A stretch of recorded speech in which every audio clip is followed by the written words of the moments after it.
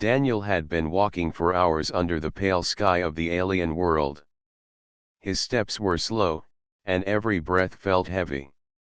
The crash of his ship had left him stranded, and now he had only a small pack of supplies. The land was silent, filled with broken stones and long shadows. Strange shapes of ruined walls rose around him like forgotten towers. He wondered who had lived here long ago. As he stepped into the heart of the ruins, he felt as if the air grew colder. Vines curled around tall arches, and the ground was covered with soft dust. Daniel paused. His injured leg ached, but he kept moving. He could not stay in the open forever. He needed shelter before the night came. Then, he heard it. A sound, light as a whisper, like something moving across stone. Daniel turned quickly, his eyes searching the broken columns. At first, he thought it was his tired mind playing tricks. But then he saw her. She stood in the shadow of an arch, tall and graceful. Her figure was unlike anything he had seen before. Her skin was a deep shade of silver green, marked with soft patterns like scales. Her eyes were wide, glowing faintly, filled with both pride and sorrow. A crown of natural ridges curved across her head, giving her the look of royalty. Daniel froze. He had read about alien life, but standing before one was different. The being watched him without fear, yet without welcome. For a moment, neither of them spoke. The ruins were silent except for the wind. At last, the figure stepped forward. Her voice was low, carrying both strength and hesitation. "You are human," she said slowly, as if testing the word. Daniel nodded. His voice was weak, but steady. "Yes. And you are?" The being straightened, her eyes shining. "I am Lyra. Once, I was called Queen. Now, I am nothing." The word surprised him. A queen standing alone in broken ruins seemed like a story out of a dream. Yet her tone was real, filled with quiet pain. Daniel saw that behind her proud posture was loneliness. "I mean no harm," Daniel said carefully. He raised his hands to show he carried no weapon. "My ship crashed. I am only trying to survive." Lyra studied him for a long moment. She could see the dirt on his clothes, the bandage on his leg, and the weariness in his eyes. Something in her softened, though she did not move closer. "You should not be here," she said. "These ruins are not safe for you." Daniel gave a small laugh, though it was tired. "Safe is not easy to find on this planet. But if you wish, I can leave." For the first time, Lyra's expression changed. She tilted her head, her voice quieter. "You do not fear me." "Why?" Daniel looked at her closely. He saw the patterns on her skin, the unusual shapes of her body, the alien ridges that crowned her. By human standards, she did not fit the word beautiful. But her eyes held wisdom and strength, and her presence filled the ruined hall with dignity. "Because you do not give me a reason to fear," Daniel said simply. "You look strong, not cruel. Different, yes, but not something to fear." Lyra blinked. She had expected disgust or hesitation. Instead, the human had spoken with calm honesty. She turned her face away, almost hiding her expression. "You are strange," she whispered. Daniel gave her a small smile. "I've heard that before." The silence that followed was not heavy but gentle, like a pause before something new. For the first time in a long while, Lyra felt the edge of curiosity inside her heart. She had lived in these ruins for many cycles, unseen, unheard, forgotten by her people. Yet this fragile human, standing weak but unbroken, looked at her with eyes that did not judge. "Rest here," she said at last, her voice softer. "The night air will be cold. I will not harm you." Daniel nodded with gratitude. He lowered himself to sit against a stone wall, feeling his body finally relax. Above them, the pale sky slowly shifted to dusk. As the light faded, Daniel looked at her once more. She stood tall, her figure framed by the broken arches of the palace. She seemed like part of the ruins themselves, ancient, proud, yet waiting for something more. And in that moment, he wondered if his crash had truly been an accident or if fate had led him here, to meet a queen who thought herself forgotten. The night passed slowly in the ruins. Daniel rested against the stone wall, listening to the strange sounds of the alien world. A soft wind moved through broken pillars, carrying the scent of unknown flowers. Lyra remained near him, silent but watchful. Her glowing eyes never left the shadows, as if she was guarding the place and him. When morning light touched the ruins, Daniel woke to find her standing on the same spot. She had not moved through the night. For a moment, he wondered if she ever slept. "Good morning," he said, his voice quiet. Lyra tilted her head. The words were unfamiliar to her, yet she sensed their meaning from his tone. She repeated them softly, as if testing the sound. "Good morning." Daniel smiled. "Yes, that's right." He realized then that their languages were not the same. Her voice carried strange rhythms, and some words she spoke seemed to shimmer with hidden tones. Yet, somehow, his translator device caught pieces of her meaning. Not perfect, but enough for them to understand one another little by little. Through the day, Daniel tried to speak with her more. He pointed at the broken stone columns and said, "Ruins." Then he looked at her, waiting. "Ruins," she echoed, her voice stronger. She then touched her chest. "Lyra." Daniel nodded, repeating softly, "Lyra."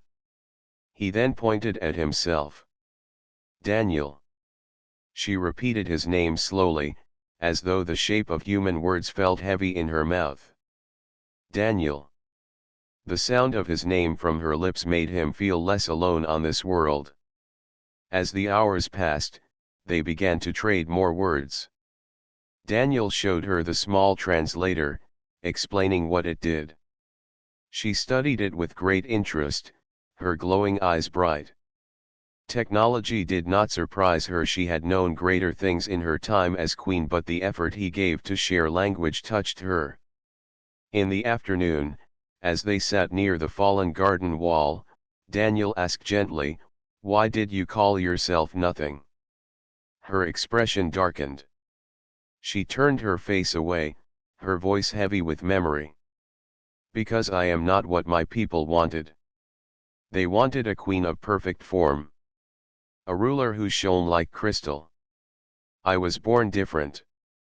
To them, I am broken. Ugly. So I left. A queen without a throne is nothing." Daniel listened carefully. He saw how her words carried weight, how even in her strong voice there was hidden sorrow. "You are not nothing," Daniel said softly. "You are standing here, alive. You helped me. That is not nothing." Lyra looked at him with surprise. Her eyes searched his face for any trace of falsehood, but she saw only honesty. "You do not see what I am," she whispered. "You are human. To you, I must look strange." Daniel thought for a moment, then answered with calm truth. "Strange, yes. But not ugly. You are different. Different can be beautiful." For the first time, Lyra seemed uncertain. Her people had always told her that beauty was symmetry, flawless lines, shining skin. To hear a human speak of beauty in a different way made her chest tighten with confusion. "Why do you smile when you look at me?" she asked suddenly. Daniel gave a small laugh, though it was warm. "Because when I see you, I don't see what you think is ugly. I see someone strong. Someone brave. And that makes me smile." Lyra turned her gaze toward the garden, her voice softer than before. "You speak as if kindness is beauty." "Maybe it is," Daniel replied. "On Earth, beauty is not only about shape. It can be a song, a story, a mountain, or even a moment when someone shows courage. Beauty is not one thing. It is many things." Lyra was silent for a long time. The ruins around them stood quiet, as if listening. She had never thought of beauty in this way. For her people, beauty was a mirror, something only skin deep. But the human's words planted a seed in her thoughts, something she had never dared to imagine. As the sun began to set again, Daniel leaned back against the wall, tired but more at peace than the day before. Lyra still stood tall, her silver-green skin glowing faintly in the fading light. But her eyes had changed. There was something new in them, not sorrow, not pride, but a fragile spark of curiosity. When she finally spoke, her voice was low but steady. "Perhaps. I wish to learn how humans see beauty." Daniel looked at her with a gentle smile. "Then I will show you." And for the first time, the Queen of Ruins did not feel like nothing. She felt like a question waiting for an answer. The days passed slowly in the ruins. Daniel's leg grew stronger, and he was able to walk without leaning too much on broken stones. During this time, he and Lyra spoke often, adding new words to their shared language. At first, their sentences were broken, but each day their voices carried more meaning. One afternoon, Lyra motioned for Daniel to follow her. Her tall figure moved gracefully through the ruins, her steps light against the cracked ground. Daniel followed, curious. He had grown used to her presence. At first, she had seemed distant and cold, but now he noticed small changes. She still carried herself with the pride of a queen, but her voice had softened when speaking to him. They walked past arches and fallen walls until they reached a narrow path covered in vines. Lyra pushed the vines aside, revealing a hidden gate. Behind it lay a wide garden, overgrown yet alive. Strange flowers with curling petals glowed faintly under the alien sky. Tall plants bent gently as if bowing to the wind. Pools of clear water reflected the pale sun like silver mirrors. Daniel stopped, his eyes wide. This is beautiful." Lyra turned to him, her expression unreadable. "Beautiful? These are only wild plants. Broken things, like me." Daniel shook his head. "No. Look closely. The shapes, the colors, the way the water shines. It is alive. It is full of beauty." He knelt near one of the flowers. Its petals were twisted in uneven patterns, yet the glow made it look like a small star resting on the ground. "Back on Earth," he said, "we have gardens too. Some are neat and perfect, but others are wild.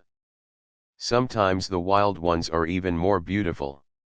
Lyra watched him with quiet eyes. She had walked through this garden many times, but she had never thought of it as beautiful. To her, it was a place of exile, a reminder of her broken rule. Now, seeing Daniel's wonder, she felt the garden through new eyes. "Your world," she said softly, "tell me of it." Daniel smiled. He sat on a stone, his face thoughtful. "Earth is blue and green. We have oceans that stretch farther than the eye can see. Mountains that rise into the clouds. Forests so deep you could walk for days and never reach the end. And sunsets, when the sky burns with gold and red, it feels like the world itself is alive. As he spoke, his voice carried warmth, and Lyra listened closely. She could almost see the images he painted. A sky of fire, oceans of endless blue, forests full of mystery. Her heart stirred with something she could not name. "You speak of imperfection as if it is treasure," she said. Daniel nodded. "It is. Mountains are not smooth. Oceans are not calm. But they are beautiful because they are full of life and change. Beauty is not about being perfect. It is about being real." Lyra lowered her gaze to the glowing flowers. She touched one carefully, her clawed fingers gentle.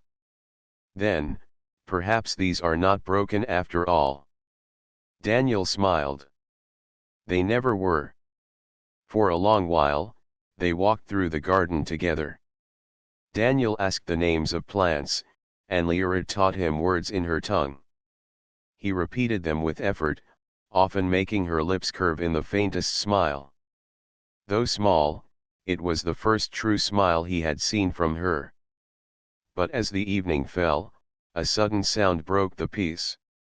A distant hum, low and steady, reached their ears.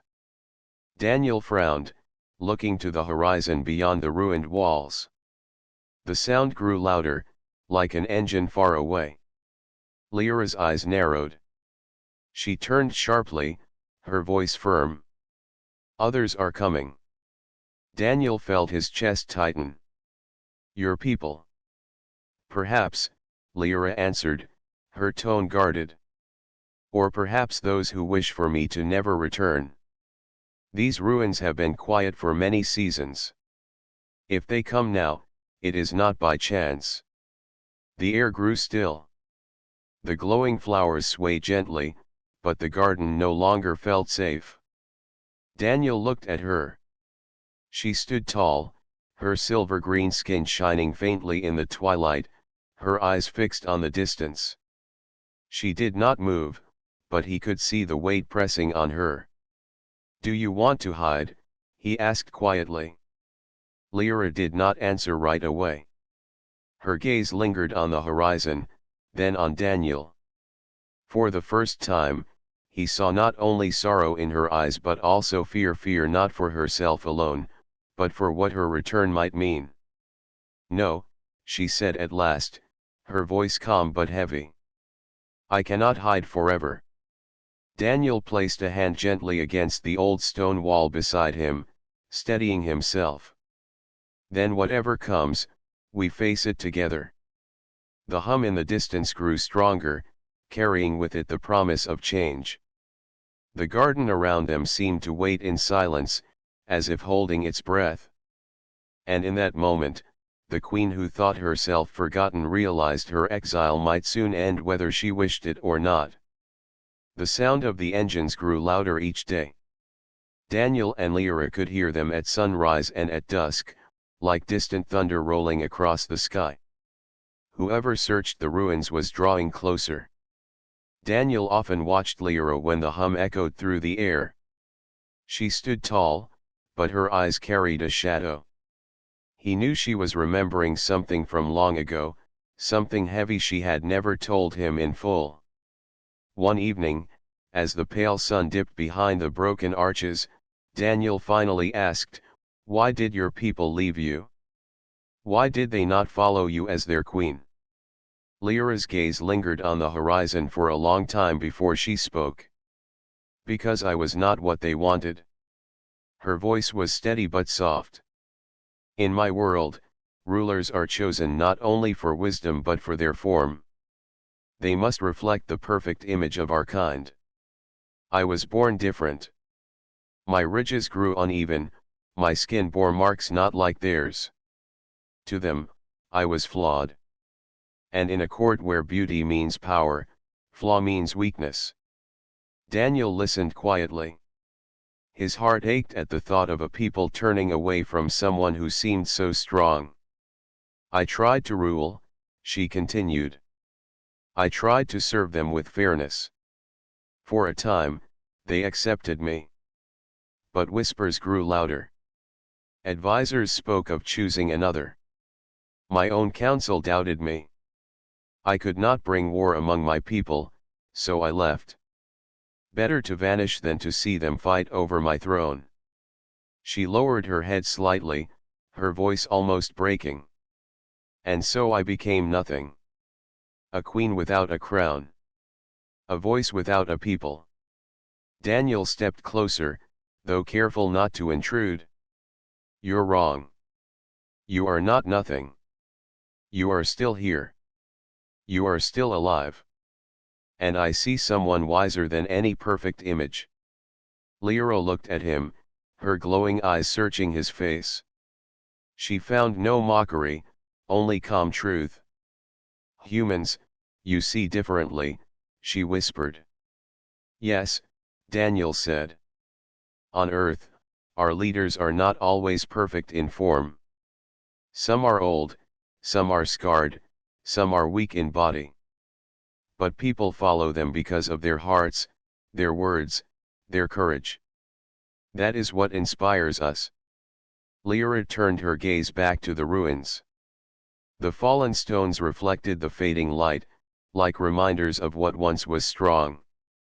Courage, she repeated slowly, as if tasting the word. Daniel nodded. Yes. Courage is more beautiful than any face. For a while, silence fell between them. The ruins seemed to listen, their broken walls holding the weight of the queen's memory. Daniel wondered if his words meant anything to her, or if they were just another echo she would let fade. But then, to his surprise, Lyra began to speak again. Her voice was softer now, like a hidden door opening. When I was young, I dreamed of leading my people into a new age. I wished to build gardens that stretched across the skies, to bring peace to distant worlds. But my reflection in the crystal pools always betrayed me. No matter how strong my dreams, my face reminded me of their judgment. Daniel shook his head gently. Dreams are stronger than mirrors. And maybe your people still need those dreams. Her eyes narrowed, not with anger but with thought. They have long forgotten me. Or maybe, Daniel said, they wait for you to return. The hum of engines came again, closer than before.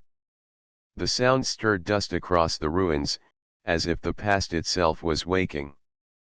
Lyra's ridges caught the dim light, and her figure looked both regal and burdened. Daniel felt the moment pressing on them. He placed a steady hand against the stone beside him and said, You don't have to face them alone. Whatever comes, I am here. For a brief moment, Lyra's gaze softened. She had been alone for so many cycles, her heart wrapped in silence.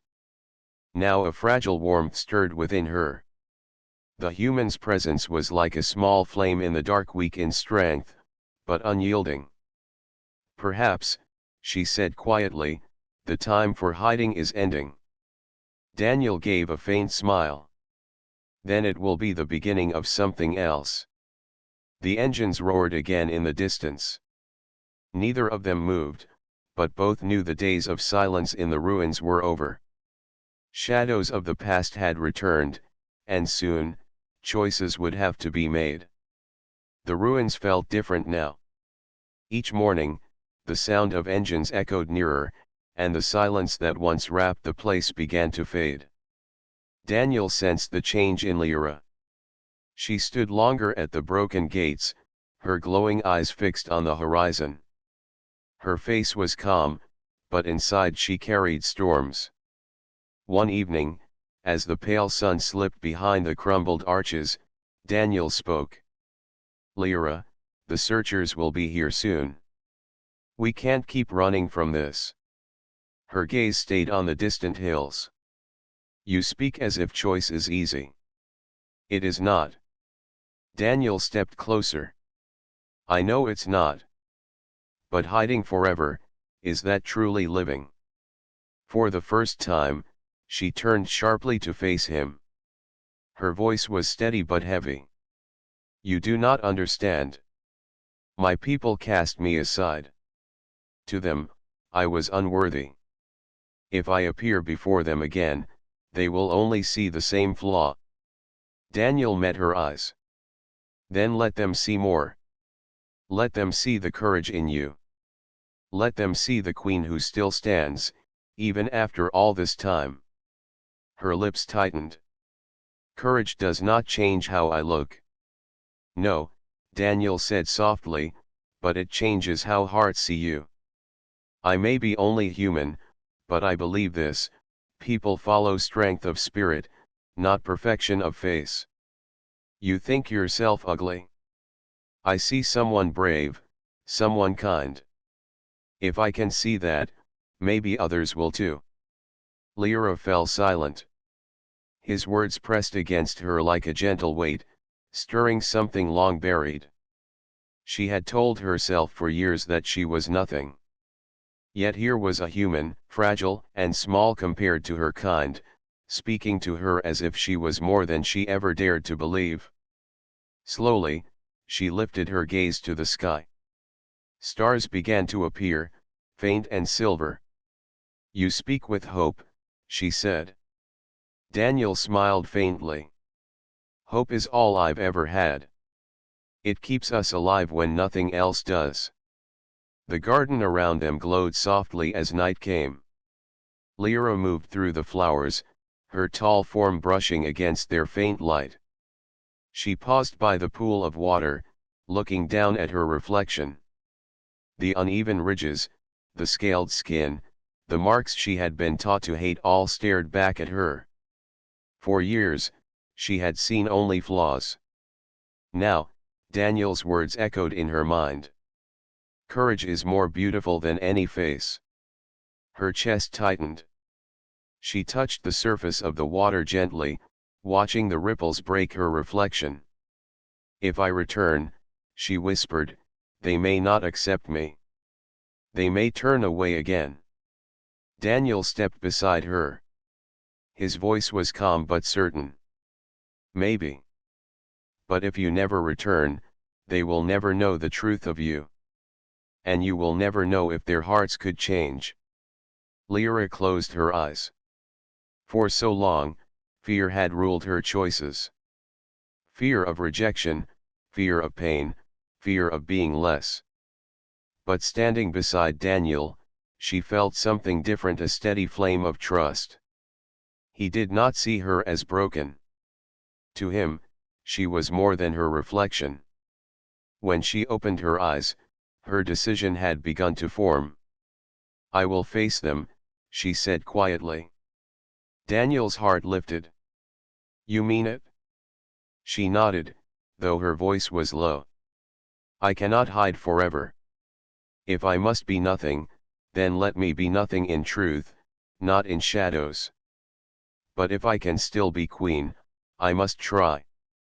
Not for their approval, but for myself. Daniel smiled. That's courage.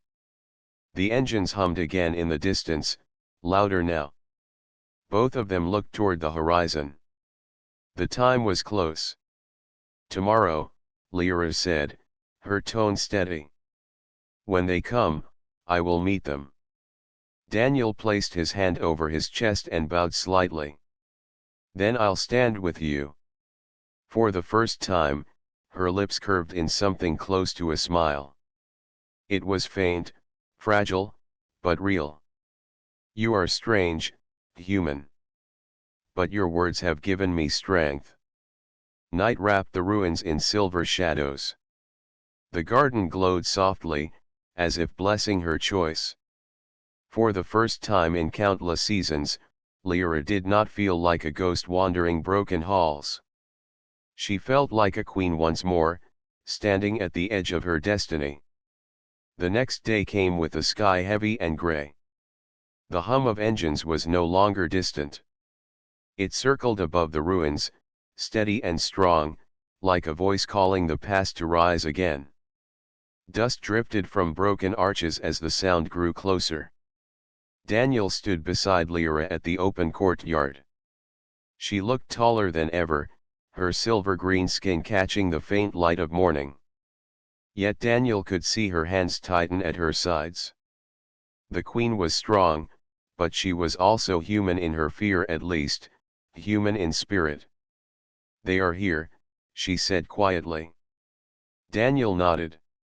"And so are you." Moments later, a craft descended near the edge of the ruins.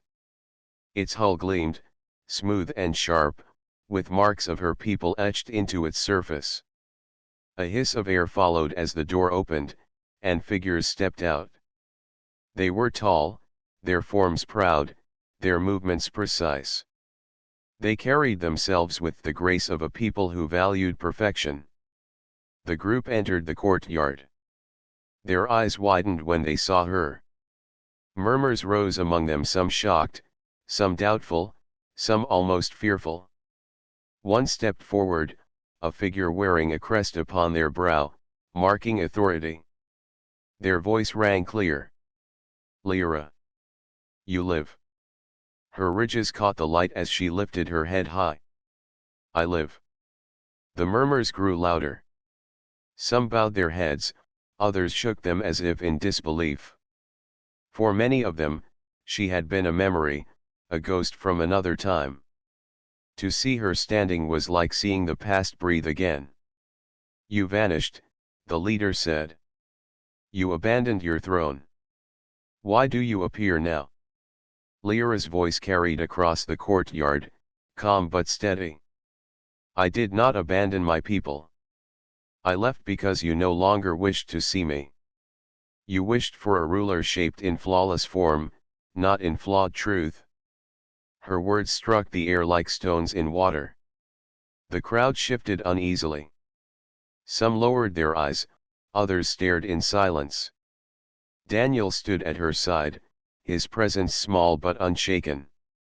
He said nothing, but his steady look gave her strength. Lyra continued. "I believed I was nothing. I believed I had no worth. But I have learned from one who is not of our kind. Worth is not in the curve of skin or the shine of ridges.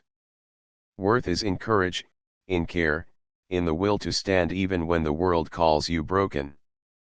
The leader frowned. "These are human words, not ours." Daniel stepped forward slightly, his voice calm but firm. "Then maybe you need them. Where I come from, leaders are not chosen for perfection. They are chosen for their hearts. That is why I stand with her, because she is stronger than any flawless image." The aliens turned their eyes on him, studying the small human who dared speak. For a moment, the courtyard fell silent. Then one of them, a younger voice, called out, "She speaks truth. We cast her aside for what she could not change. Yet she still stands." Another added, "She did not hide from us now. She faces us with more courage than many of us would dare." Whispers rippled through the group, voices shifting like waves.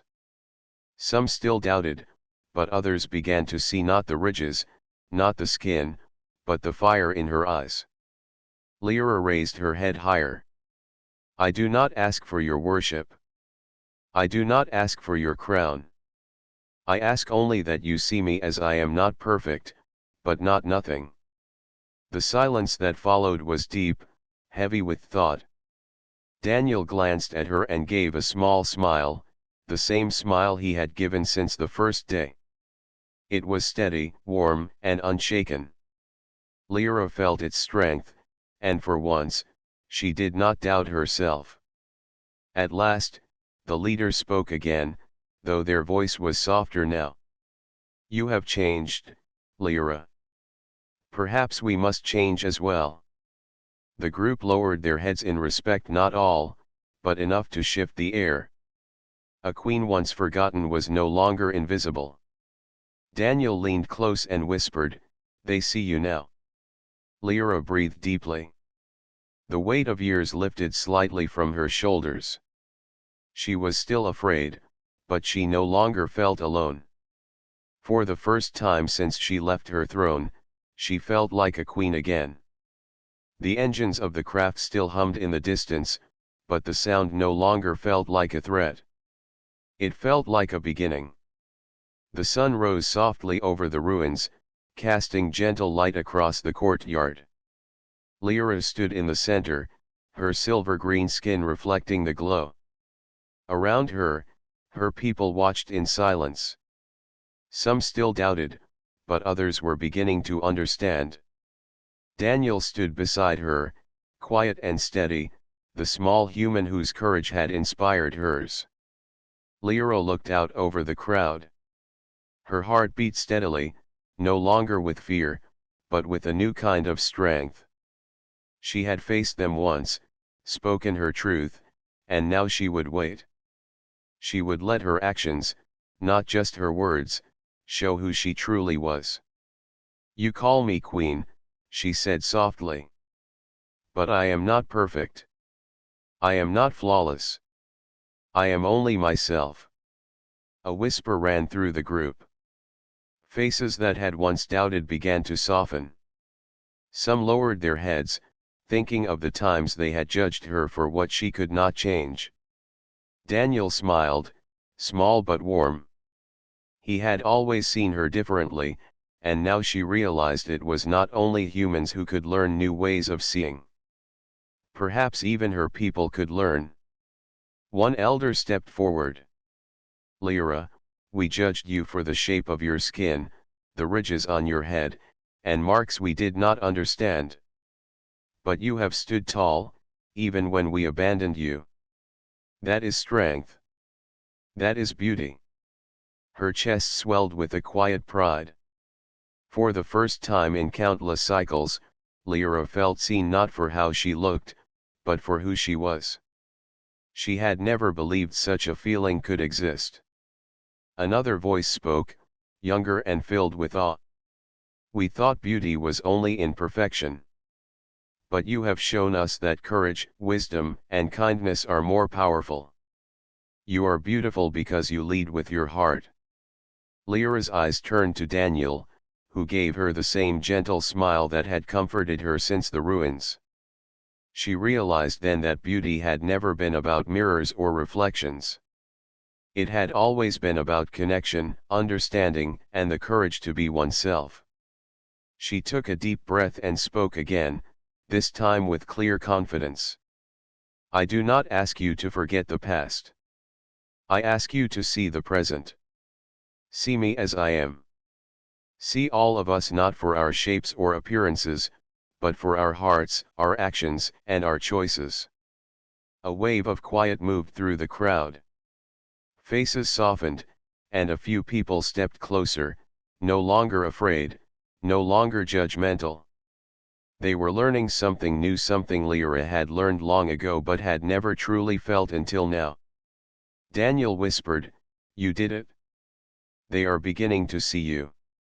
She nodded, her glowing eyes meeting his. "Not because of me alone. Because someone showed me a different way to see myself first." The elder stepped forward once more. "We will follow you, Lyra, not because you are perfect, but because you are true.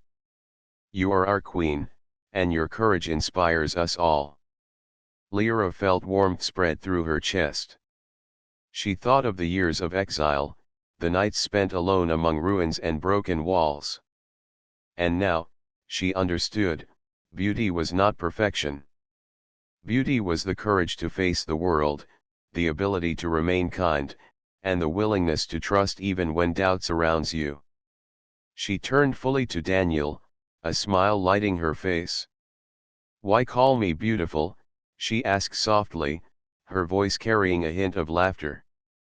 Daniel looked at her, steady and certain. "Because you are."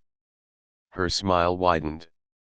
For the first time in countless cycles, she believed it not just because someone said it, but because she felt it in her heart. The ruins, the garden, the glowing pools, they all seemed to shimmer as if agreeing with her new understanding.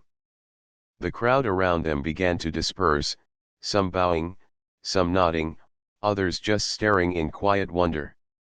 Lyra remained at the center, tall and proud, no longer a queen in exile, but a queen in truth. Daniel stepped closer and offered his hand. She took it gently, realizing that beauty, courage, and love could be found in every connection, every shared moment, every act of understanding. Together, they walked through the ruins. The pale sun reflected in the pools of water, and Lyra no longer saw a broken queen in the mirror.